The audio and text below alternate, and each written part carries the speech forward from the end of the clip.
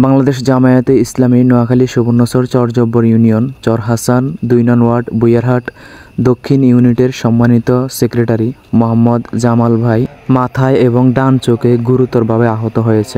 জামায়াতে ইসলামীর চরহাসান ২ নং ওয়ার্ডের সম্মানিত সভাপতি মোহাম্মদ মনির হোসেন ভাই এবং চরজব্বর ইউনিয়ন শ্রমিক কল্যাণ ফেডারেশনের সম্মানিত সভাপতি আবুল হাশেম ভাই সহকারে আরও অন্যান্য দায়িত্বশীল ব্যক্তি ভাইয়েরা মিলে মোহাম্মদ জামাল ভাইকে অবস্থায় ওনার বাড়িতে দেখতে গিয়েছিলাম।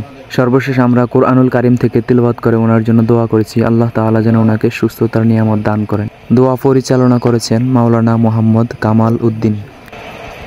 আল্লাহ রাসূল বলেছেন, রোগীর পাশে যতক্ষণ পর্যন্ত অবস্থান করে ততক্ষণ পর্যন্ত তারা জান্নাতের বাগানের ভিতরে অবস্থান করে।